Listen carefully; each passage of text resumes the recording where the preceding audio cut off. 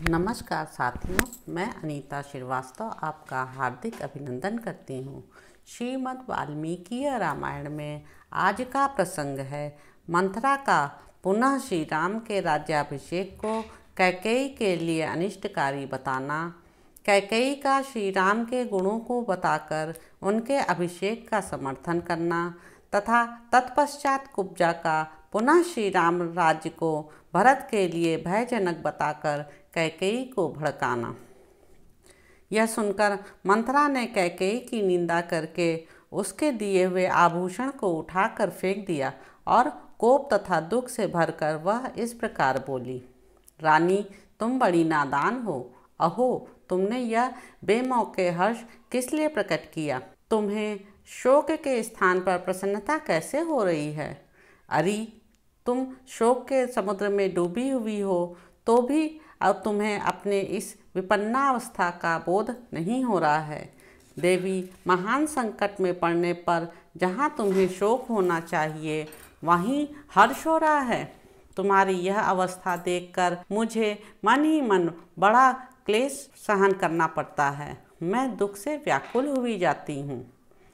मुझे तुम्हारी दुर्बुद्धि के लिए ही अधिक शोक होता है। अरे, सौत का बेटा शत्रु होता है, वह सौतेली माँ के लिए साक्षात मृत्यु के समान है। भला उसके अभ्युदय का अवसर आया देख कौन बुद्धिमती स्त्री अपने मन में हर्ष मानेगी? यह राज्य भरत और राम दोनों के लिए साधारण भोग्य वस्तु है। इस पर दोनों का समान अधिकार है, इसलिए श्री राम को भरत से ही भय है। यही सोचकर मैं विषाद में डूबी जाती हूँ, क्योंकि भयभीत से ही भय प्राप्त होता है। अर्थात आज जिसे भय है वही राज प्राप्त कर लेने पर जब सबल हो जाएगा तब अपने भय के हेतु को उखाड़ फेंकेगा। महाबाहु लक्ष्मण संपूर्ण हृदय से श्री रामचंद्र जी के अनुगत हैं। जैसे लक्ष्मण श्री राम के अनुगत हैं, उसी तरह शत्रुघ्न भी भरत का अनुसरण करने वाले हैं। भामिनी, उत्पत्ति के क्रम से श्री राम के बाद भरत का ही पहले राज्य पर अधिकार हो सकता है। लक्ष्मण और शत्रुघ्न तो छोटे हैं, अतः उनके लिए राज्य प्राप्ति की संभावना दूर है। श्री राम समस्त शास्त्रों के ज्ञाता हैं, विशेषतः क्षत्रिय चरित्र के पंडित हैं तथा समयोचित कर्तव्य का पालन करने वाले हैं। अतः उनका तुम्हारे पुत्र के प्रति जो क्रूरतापूर्ण बर्ताव होगा उसे सोचकर मैं भय से कांप उठती हूँ। वास्तव में कौशल्या ही सौभाग्यवती हैं, जिनके पुत्र का कल पुष्य नक्षत्र के योग में श्रेष्ठ ब्राह्मणों द्वारा युवराज के महान पद पर अभिषेक होने जा रहा है। वे भूमंडल का निष्कंटक राज्य पाकर प्रसन्न होंगी, क्योंकि वे राजा की विश्वास पात्र हैं और तुम दासी की भांति हाथ जोड़कर उनकी सेवा में उपस्थित होगी। इस प्रकार हम लोगों के साथ तुम भी कौशल्या की दासी बनोगी और तुम्हारे भरत को भी श्री रामचंद्र जी की गुलामी करनी पड़ेगी। श्री रामचंद्र जी के अंतःपुर की परम सुंदरी स्त्रियां सीता देवी और उनकी सखियां निश्चय ही बहुत प्रसन्न होंगी और भरत के प्रभुत्व का नाश होने से तुम्हारी बहुएं शोकमग्न हो जाएंगी।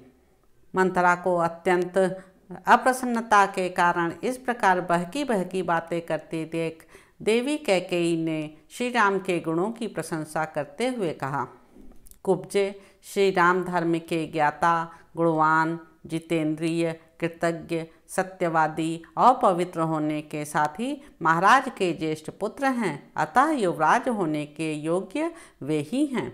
वे दीर्घजीवी होकर अपने भाइयों और भृत्यों का पिता की भांति पालन करेंगे। कुब्जे, उनके अभिषेक की बात सुनकर तू इतनी जल क्यों रही है? श्री राम की राज प्राप्ति के 100 वर्ष बाद नरश्रेष्ठ भरत को भी निश्चय ही अपने पितामहों का राज्य मिलेगा। मंथरे, ऐसे अभ्युदय की प्राप्ति के समय, जबकि भविष्य में कल्याण ही कल्याण दिखाई दे रहा है, तो इस प्रकार जलती हुई सी संतप्त क्यों हो रही है? मेरे लिए जैसे भरत आदर के पात्र हैं, वैसे ही बल्कि उनसे भी बढ़कर श्री राम हैं, क्योंकि वे कौशल्या से ही बढ़कर मेरी बहुत सेवा किया करते हैं। यदि श्री राम को राज्य मिल रहा है तो उसे भरत को मिला हुआ समझ, क्योंकि श्री रामचंद्र अपने भाइयों को भी अपने ही समान समझते हैं। कैकेयी की यह बात सुनकर मंथरा को बड़ा दुख हुआ। वह लंबी और गर्म सांस खींचकर कैकेयी से बोली, रानी, तुम मूर्खतावश अनर्थ को ही अर्थ समझ रही हो। तुम्हें अपनी स्थिति का पता नहीं है। तुम दुख के उस महासागर में डूब रही हो जो शोक और व्यसन से महान विस्तार को प्राप्त हो रहा है। कैकेयी राजकुमारी, जब श्री रामचंद्र राजा हो जाएंगे तब उनके बाद उनका जो पुत्र होगा उसी को राज्य मिलेगा। भरत तो राज परंपरा से अलग हो जाएंगे। भामिनी, राजा के सभी पुत्र राज सिंहासन पर नहीं बैठते हैं। यदि सबको बिठा दिया जाए तो बड़ा भारी अनर्थ हो जाए। परम सुंदरी कैकेयी नंदिनी, इसलिए राजा लोग राजकाज का भार ज्येष्ठ पुत्र पर ही रखते हैं। यदि ज्येष्ठ पुत्र गुणवान ना हो तो दूसरे गुणवान पुत्रों को भी राज्य सौंप देते हैं। पुत्र वत्सले, तुम्हारा पुत्र राज्य के अधिकार से तो बहुत दूर हटा ही दिया जाएगा, वह अनाथ की भांति समस्त सुखों से भी वंचित हो जाएगा। इसलिए मैं तुम्हारे ही हित की बात सुझाने के लिए यहाँ आई हूँ, परंतु तुम मेरा अभिप्राय तो समझती नहीं, उल्टे सौत का अभ्युदय सुनकर मुझे पारितोषिक देने चली हो। याद रखो, यदि श्री राम को निष्कंटक राज्य मिल गया तो वे भरत को अवश्य ही इस देश से बाहर निकाल देंगे अथवा उन्हें परलोक में भी पहुंचा सकते हैं। छोटी अवस्था में ही तुमने भरत को मामा के घर भेज दिया। निकट रहने से सौहार्द उत्पन्न होता है। यह बात स्थावर योनियों में भी देखी जाती है। भरत के अनुरोध से शत्रुघ्न भी उनके साथ ही चले गए हैं। जैसे लक्ष्मण राम के अनुगामी हैं, उसी प्रकार शत्रुघ्न भरत का अनुसरण करने वाले हैं। सुना जाता है जंगल की लकड़ी बेचकर जीविका चलाने वाले कुछ लोगों ने किसी वृक्ष को काटने का निश्चय किया, परंतु वह वृक्ष कंटीली झाड़ियों से घिरा हुआ था, इसलिए वे उसे काट नहीं सके। इस प्रकार उन कंटीली झाड़ियों ने निकट रहने के कारण उस महान वृक्ष को भय से बचा लिया। सुमित्रा कुमार लक्ष्मण श्री राम की रक्षा करते हैं और श्री राम उनकी। उन दोनों का उत्तम भातृ प्रेम दोनों अश्विनी कुमारों की भांति तीनों लोकों में सर्वदा प्रसिद्ध है।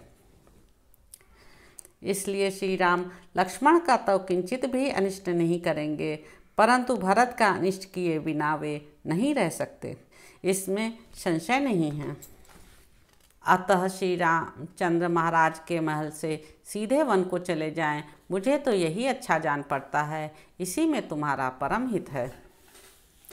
यदि भरत धर्मानुसार अपने पिता का राज्य प्राप्त कर लेंगे तो तुम्हारा और तुम्हारे पक्ष के अन्य सब लोगों का भी कल्याण होगा।